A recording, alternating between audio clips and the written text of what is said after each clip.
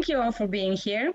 We're going to have 3 presentations today, and we will start with Luis Felipe Soares Xerem. He's going to present. He's from Federal University of Goiás in Brazil. He will present the project trees for Goiânia Metropolitan region. Afterwards, we will have Olaf Schrott from Stefan Triesdorf from Germany. Olaf will present Heidelberg GreenBelt. And Fred Ernst from University of Harran from Turkey will present development scenarios for Harran, southeastern Turkey. I will now move on to the presentation. Hi there. My name is Luis Felipe Soares Xerem. I'm a professor at the Federal University of Goiás, and what I'm going to show you are the results of the project Trees for Goiânia Metropolitan region that is linked to the umbrella project coordinated by Professor Ana Clara Moura Mourão, Geodesign Brazil. And the metropolitan region of Goiânia is located in central Brazil, in the area marked in the map as a purple square. It's a very specific metropolitan region due to its context in the core of the Brazilian savanna and for being quite near of the Brazilian capital, Brasilia.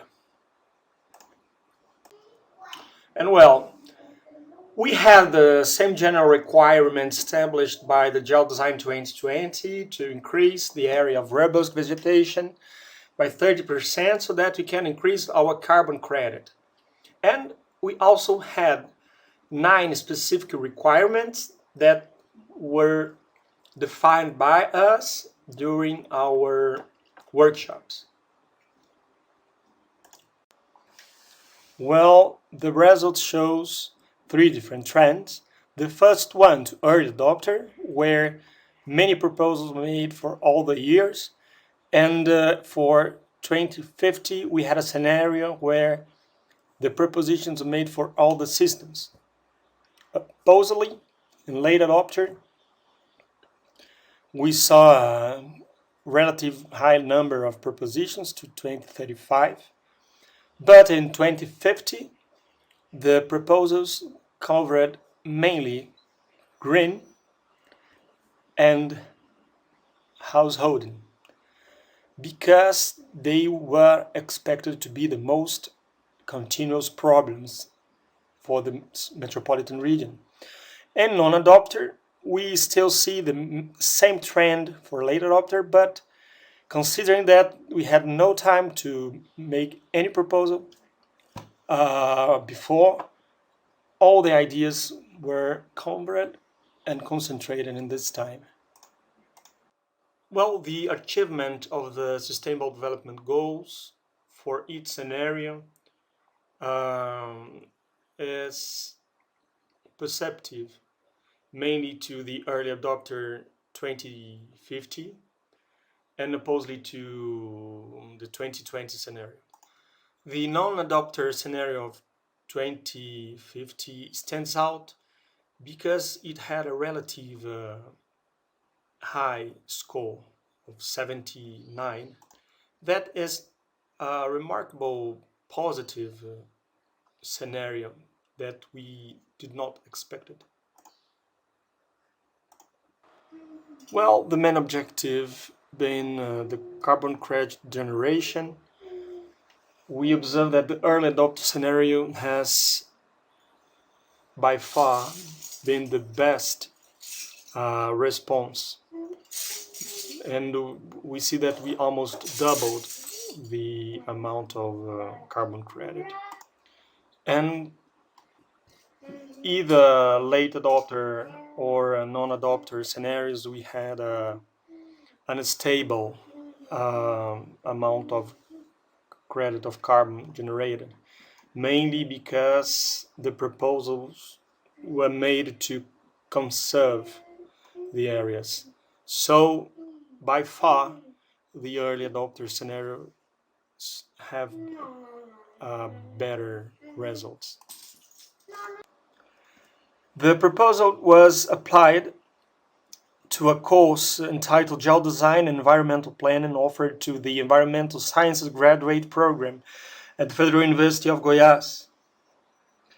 And Geodesign was an effective methodology to teach and to learn about decision making in the context of scenario planning. When the students had an increase in their interest for planning the metropolitan region and also to understand the Sustainable Development Goals of the UN. Well, this project was conducted by me with the assistance of Camila Moraes, who I thank a lot, and the participation of 18 students from environmental sciences. And I'd like to thank a lot also to Christian Freitas and Professor Ana Clara Mourão. Well, in the end, we arrived to a recommended plan where many proposals were made and all the 10 systems had good proposals. Welcome to the presentation of the Heidelberg GreenBelt Geodesign project. The project was conducted at the Weihenstephan-Triesdorf University of Applied Sciences in Freising near Munich as part of our International Master in Landscape Architecture and together with the City of Heidelberg. The City of Heidelberg had approached us because they want a plan for a so-called GreenBelt protecting an open corridor between the two agglomerations of Heidelberg and Mannheim. You can see the location of Heidelberg in the map in the middle. It's placed in the River Rhine Valley, which provides fertile soils, a lot of water access, but it's also a very confined space. Now Heidelberg has elected a green government, and one of their first decisions was to protect the remaining green space between those two areas, to keep it open, to keep some of the intensive agriculture. You see that on the picture to the right in the middle, recreational uses, a picture at the bottom, and as a climate corridor between the two cities, but to prevent it from further sprawl and prevent the two cities from growing into each other. These are some of the requirements and the predictions. It's also a tourist destination with 12 million tourists per year. The land along River Rhine is very high quality arable land. It needs to be protected from further development. Biotopes and habitats, they need more connectivity, and Heidelberg has a very aggressive target of CO2 reductions by 95% until 2050. But let's start with the geodesign process now. So, following the geodesign principles as laid out in Steinitz 2012, I and Rishi Balal from geodesignhub.com we started with the students preparing evaluation maps, which also contain some of the constraints. Then we used a new tool that was also some kind of a test for geodesignhub.com. The new tool called geoforage.io helps students or any stakeholders to draft first diagrams in the geodesign process. The whole process was conducted online because of Corona. And during later presentations of the interim results and the final negotiated design, the city representatives, mainly from the planning department, were joining us. However, we did have a feedback round at the end, which also came to some interesting conclusions and recommendations for future geodesign processes. The scenarios could be distinguished in two main factions. The early adopters, which is perhaps not totally fitting, but in this case were government and environmental agencies. They wanted to focus on a multi-coded blue-green infrastructure corridor between Heidelberg and Mannheim now. And that could also include tree planting, considering our main topic of the 1 trillion trees. The late adopters, they focused on further development, but sustainable development of clean energy, mainly solar PV, biomass, new high-tech industries, new high-density housing, but they wanted to first develop industry and settlement more, and then go to the ecological protection later. The two, I think, did a good job of bringing together the benefits of the two approaches, which you can see in the final negotiated design. And the final design does have a clear corridor between Mannheim and Heidelberg, including some new artificial lakes and upgrade of existing canals to add blue infrastructure, using the existing agricultural land in a more multifunctional way, or as we say, multi-coded landscapes for recreation, tourism as well, and locating some new developments for the late adopters further east. Comparing these in the SDG framework, you can first see that Heidelberg already started at a very high level, but it is a very prosperous region. They have already invested a lot into green infrastructure, into all the SDGs. So we already start at a very high level, and this had different focuses. But to give you a few numbers, 11.5 million hectares, or 32% of Germany, are covered by forests. That is about 90 billion trees. Baden-Württemberg, the province of our case study area, is covered by 38% forest, also home to the Black Forest. And forest areas have increased mildly by 50,000 hectares since 2010. Very briefly, three of our other innovations that are maybe not covered in the general SDG innovations. One are restorative landscapes, botanical gardens, sensorial gardens, or garden therapy that will support existing globally known hospitals in Heidelberg to help people recovering and gaining their mental and physical well-being. A typical German land use that is of very high ecological value are the so-called Streuobstwiese, or as my students translated it, meadow orchards. And third, man-made water landscapes, canals, artificial lakes. I'd like to close these, thank all the participating students, and especially Rishi Balal from Geodesign Hub and Ulrike Lohe from the city of Heidelberg, who was our contact person. Harvan University is a middle-sized university located in the southeastern part of Turkey. We have been cooperating with the municipality of Harran for several years, where several development plans were written. Interestingly, none of them contains important maps, so the purpose of this project was to create new development plan based on spatial planning, for which we created a GIS database at the beginning. Every project starts with a vision. Our vision is to become Harran, a major hub for tourism, to become an UNESCO recognized World Heritage. Harran is located in the center of the Fertile Crescent, and it has been of major importance during the Middle Age, where it was actually competing with Baghdad, being the cultural center of the world. However, today it counts for one of the poorest provinces in Turkey, having at the same time one of the highest population growths. Now, if you take a look on the current situation, you see in the western part the fertile Harran plain, and in the eastern part the hills with a national park in the center. In this plain, mainly field crops are cultivated, and there mainly cotton. Cotton has been well known for several problems. It can sustain a workforce, however it will be soon replaced by machinery. If you take a look at the center of the city, we see already an encroachment by settlements.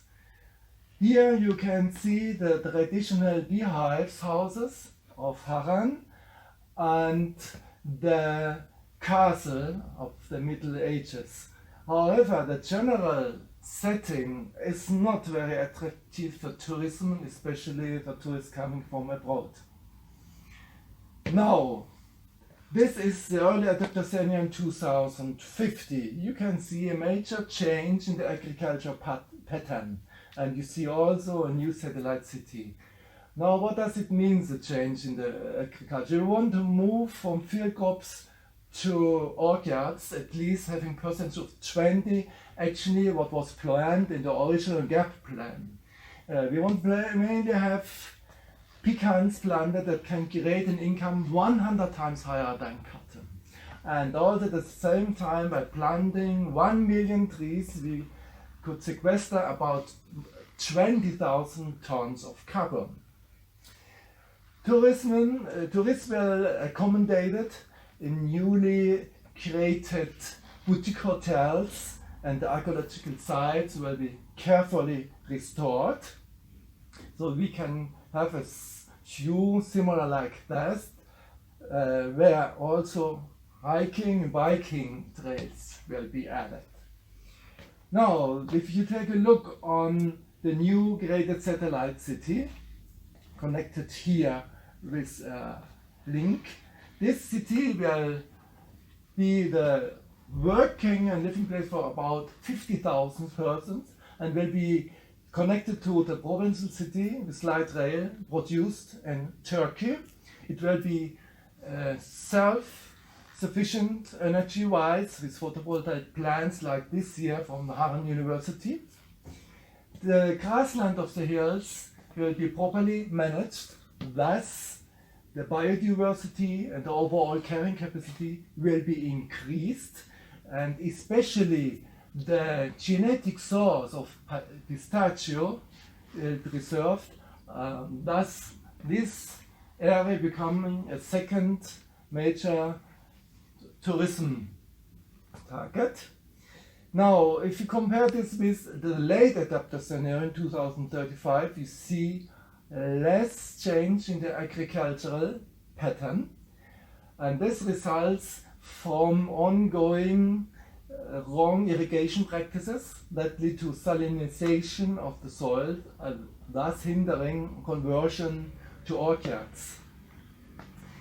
Situation in 2050, the satellite city will be created, but still the light rail link is missing, and also management of grasslands has not been completed. Now, the worst case scenario, the non-adapter, you see nearly no change in the overall agricultural pattern, and especially if you take a look on the district city of Harran, you will see encroachment of fertile lands and also encroachment of the archaeological site. Thus, tourism will nearly not be developed, agriculture as well, that means no jobs, leaving the only possibility for the young people to migrate to bigger cities. Until now, we could only have one physical meeting due to the pandemic. However, we are working together with a local municipality to have several workshops in the near future. Thank you very much. Thank you all for the presentation. I would like to welcome you all to write your questions in the chat.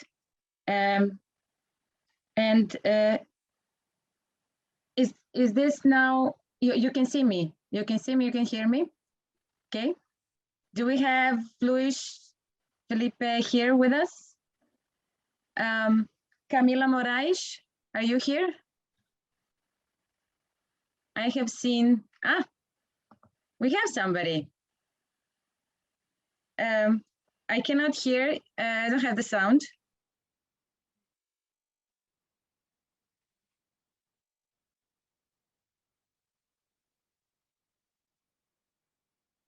No, it's not working. Okay. Something is happening. Okay, unfortunately. So please write your questions in the chat. Tatjana, is Luis available now? Tell me. Is Luis available now from Brazil? Yeah. Luis, are you here? Okay. Oh, yes. Okay. You're Camila. Okay. Can I ask him directly something? Okay. Yes, we don't have too many questions. Yes, please. Okay. So I'm actually interested in this SDG table, where you showed that actually the non-adapter scenario doesn't look so bad. So my question is, why should someone interested to make any change if everything goes in the right direction anyway? Fred, he will answer writing because he has a problem with the sound. Okay? Okay. Okay.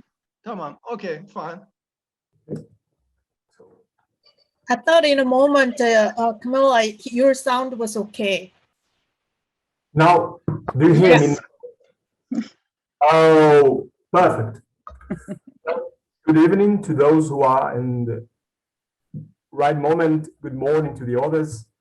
Good afternoon to me, at least. This is an interesting question. Why to change the way if things are apparently going in the right direction? What we have concluded by this point of view is that to who is the situation going to the right question, to the right direction? First, we took the first conclusion. The scenarios that we have developed were developed by students. So all of them have been formatted, in a more innovative formation. So the knowledge they have access in university converge to what UN asks us to do. This is what is more important. And so what we can conclude by that is, even if the students want to be conservative, they cannot, because the background is more innovative and is more linked to what we expected the future world to be like. If it was conducted with more experienced professionals, those we have working in for the government nowadays, probably even the more innovative scenarios would be more conservative. So what we can conclude is that by this question is that even if we want the students to be more conservative, they cannot, because their background is more innovative. Okay, I see. Anyway, like your study, our study was more an academic study. And so, of course, we are surely biased because most of us does not belong to those who are suffer most of these negative developments. Mm-hmm. Fred, can I continue on this and ask you a question? Yes, go on. Please. Okay, I have noticed, first of all, the main input, did you receive the main input from the people from the municipality? The main input, no, I would say also that we had some input, but the main input was all at the same time from an academic environment, I have to admit. Mm-hmm. Okay, because I noticed that there is not much of an industry, that you are placing most of the economic development into tourism and agriculture. Oh, that's right. There's absolutely no industry in this part of the country. No, yes, that's right. And there won't be, I mean, we put some small industrial area for food and agriculture products processing, yes, but that's not much more that you could expect in this part of the country. Yeah, that's right. Okay. So the tourism paradigm is still very strong. It's very strong in Turkey. The tourism. In Turkey, yes. Yes, and especially in our region, maybe you have heard about Göbekli Tepe. maybe the oldest place in the world where people have gathered and built the first monuments 12,000 years ago. So this is in the same province. And in Harran, that's not so old, but still, I mean, we're competing with Baghdad at some time. It was a cultural center of the world. So you can imagine there is a lot of things that can be discovered and still have not be even discovered by the expert. So there's a lot of things we could do, but I mean, we don't have any other opportunities. Okay, I found it I saw the map and there is a lot of universities in the surroundings. So I suppose that all these young people are there and they would look into some kind of job opportunity that it's not only tourism, or perhaps they would some other let's say the diverse opportunities for employment should be put in place as a kind of just to think through other possibilities, perhaps. You said that you will be back in the workshop soon. You will be back with them in the workshop with yes, the people exactly, okay. Because we didn't have, actually we had only one time window. This was one weekend to go together into the field. You would have been missed. We wouldn't have even that physical meeting. Now we have a long summer break, so we are hoping for the best in the autumn then. Thank you. Thank you. Thank you. Anybody else has a question for our presenters? I would have one for Olaf. Please. I haven't seen the raise. I have a question to Olaf. You said actually city, that region approach to you and work and look at that project. So after doing all these, how do they respond? Sometimes, municipals approach to academia, and sometimes they're not happy with what we suggest. Any like conflicts, or they see value of your proposal, and how do they want to proceed with your proposal?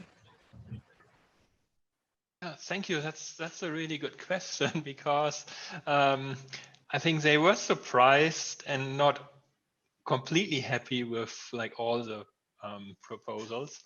And I had a chat with other researchers conducting these geodesign workshops, and they had similar experiences. I think we were in an interesting situation. So the current government in Heidelberg is majority green. And we were approached by the city planning department, but they had a an approach very much focused on ecological protection. So they basically wanted to protect the green corridor.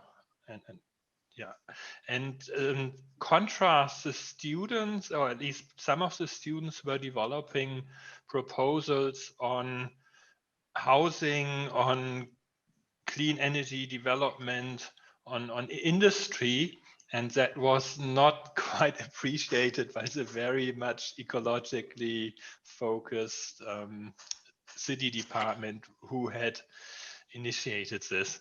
I think one aspect that I found particularly controversial, I think, is the estimates of housing. Because according to their estimates, they have covered all the future growth for the next 15 years. They have it covered with currently, just looking it up here, with a new area they have currently zoned for 10,000 people living and working, mixed development. And they say that will be enough and we don't need anything else.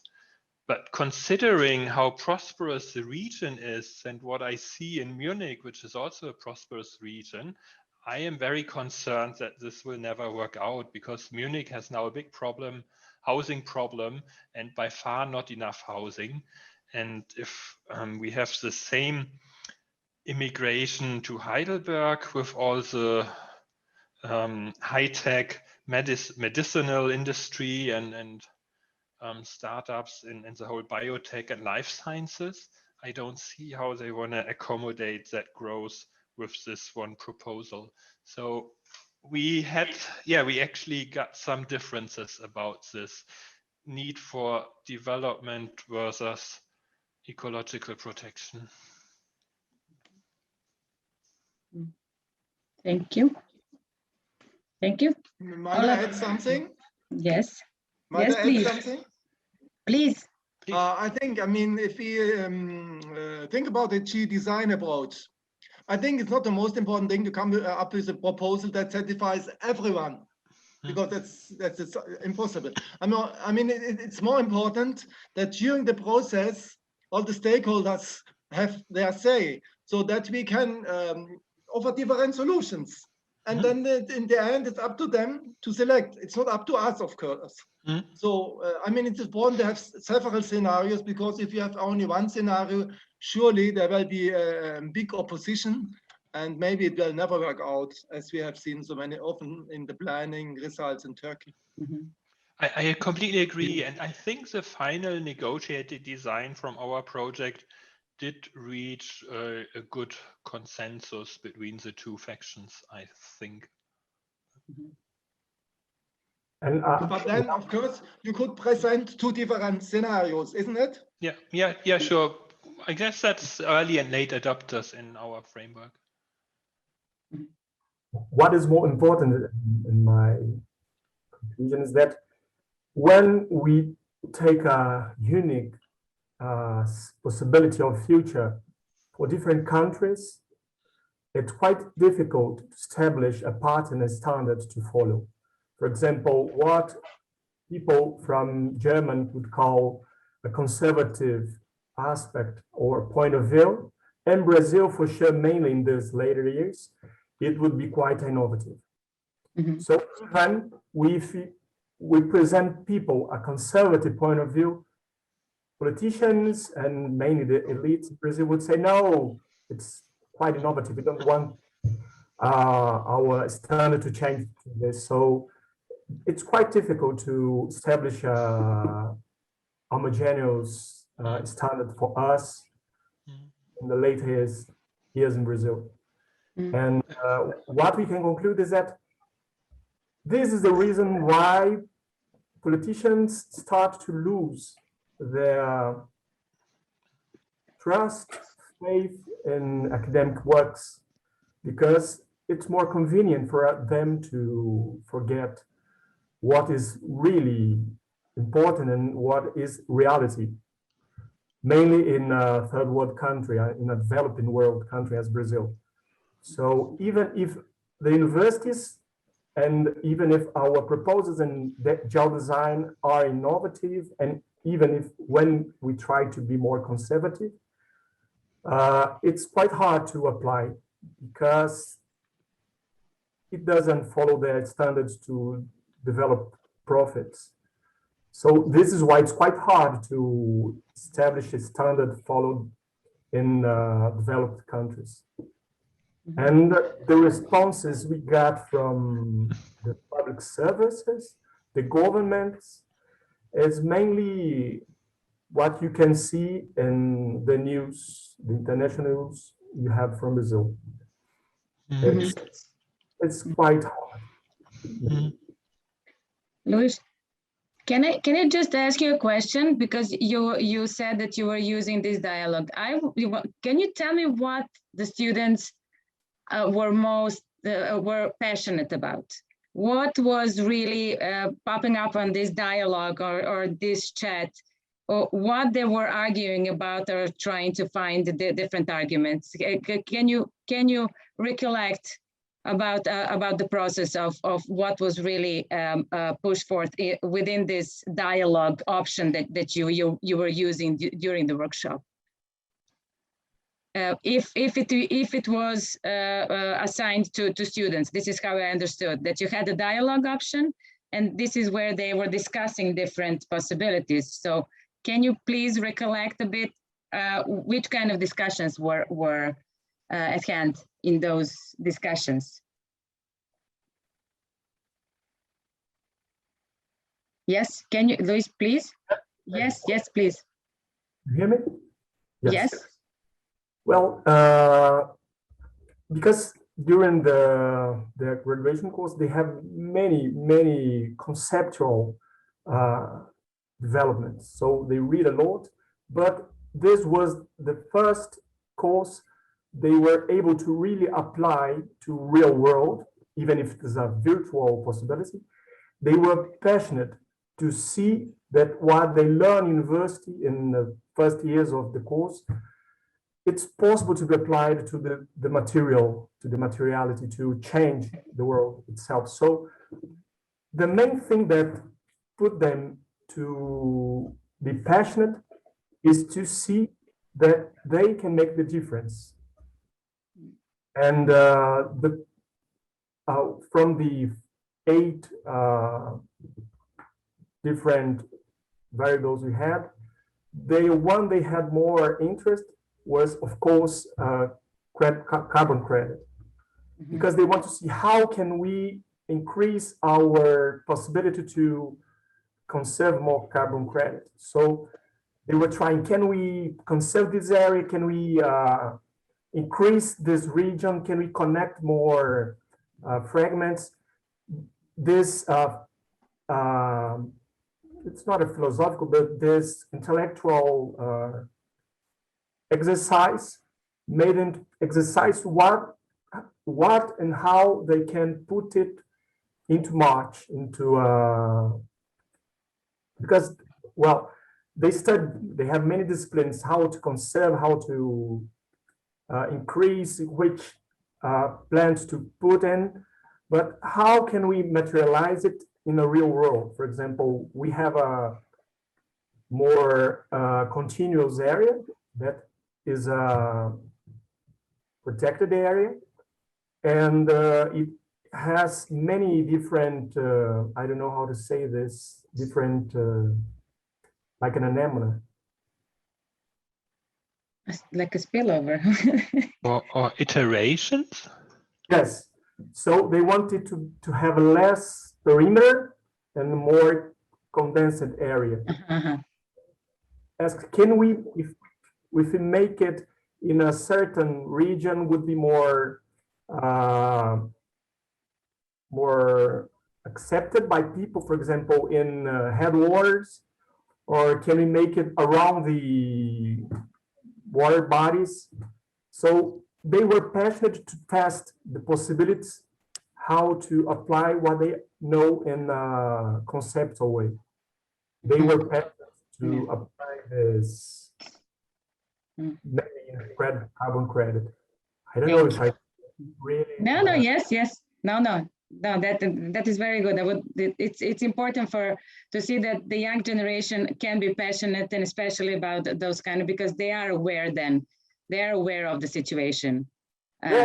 Yes, yeah, okay, thank you. And do we have some other questions from the audience, please?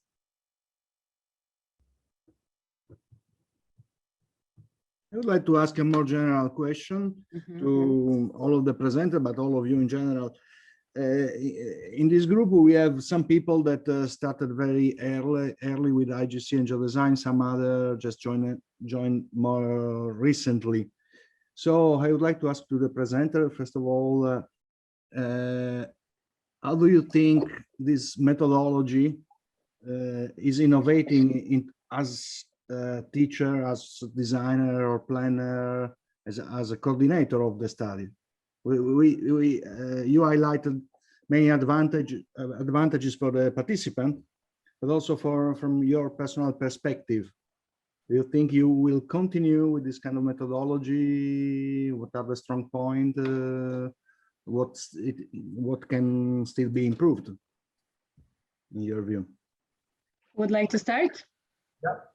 Well, mainly in this pandemic reality we are in, I think this possibility to apply a geodesign method would really make the point to innovate education. Because from the 18th century, we are quite traditional, and I don't think that we have really in the university reached out for a more innovative standards. even we have a more innovative concept, but the way we apply it in the university is still reaching out the flood, I guess. So geodesign in our reality for environmental sciences courses in the pandemic context, well, showed out as a more hybrid methodology.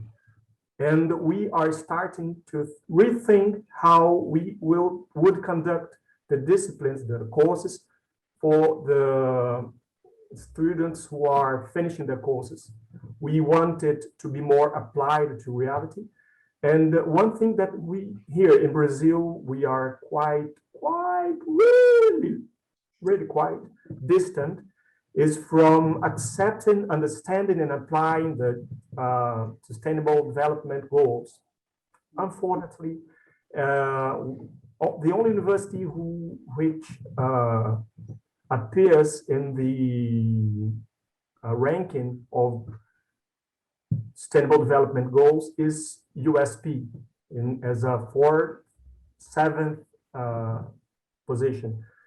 The other ones we don't. So I think this is a possibility to start as a starting point to construct a more stable wall to reach out to these international standards for education and also for forming a more acceptable professionals to work out in a more globalized, I don't think this is a good word, in a more connected reality. Thank you. Thank you. Yeah. Olaf? Yeah, if I may add another aspect answering Michel's question. I'm teaching landscape architects and they learn a lot about GIS, but at least those landscape architects going into site design, landscape architecture, I think they still have a gap between this these very rich resources that we have of open geodata. Like we have so many data today, and it's a shame to see that it's often not used just because it's too complicated to get that data, to work with it. And despite all our GIS classes, they often forget about GIS after the class, and then they still draw cut maps. And I think here geodesign offers a very easy, fun, tangible way to bring together that rich data and the design task, like to bridge this old gap between design and data. So I have the impression that works quite well. That's for me the biggest benefit in my classes. Thank you. Fred, would you like to respond, please? Okay. I think we have to differentiate between real-world projects and the academic environment. For a real-world project, I think it's a perfect methodology because if you let all the stakeholders participate, the likelihood that the plan will realize is much higher than in the traditional planning approach. From an educational point of view, I have to say that it's nearly impossible during one semester term, during one term, to conduct a full project. It's very, very difficult, especially if you have a heterogeneity in the skills of the students coming from different branches. If you have 2 terms, it's okay. But for 1 term, it's very difficult, I have to say. Thank you. If I can reply to Fred, I think that what I did a few times is to involve my student only in the workshop. So I prepare all the data evaluation maps up to that point. And so I was able to spend just 1 day with the student, like 8 hours intensive. And at that point, the workshop is a very good mean, both to understand what kind of transformation you can do in the land, and also to understand the design methodology and the technology also. So these things for many students are new. I teach a special planning course, and it's the first one that the students attend. So they have to learn to understand what land uses are and transformation changes are. They have to understand about the process, and they have also to learn to use the technology. And so in this case, it may work. But I agree that if you want to run, there's also a fantastic experience, all the full study with the students, more time is needed, definitely. Yeah. Okay. And I would like to reply also to Olaf. You mentioned that your students are used to draw, to sketch by hand, but they also learn to use the GIS as a tool. But what about in terms of design methods? I expect that when they draw, they are less inclined to work in collaboration with others. While when they do geodesign, the design is a co-design, and each of them do a little part, but then the final design belongs to all of them. And traditionally, in my experience in Italian university, we don't have a strong tradition in landscape planning and architecture, but sorry, Mick, we have 14 seconds just to, and we will probably disappear. So, interesting discussion, Okay. by the way. Thank you Yes. very much to all of you. Thank you. We can join after Wonder and then maybe continue the discussion there. And I think that they will now put us back in the main room. So thank you all for being here. Thank you very much for your participation.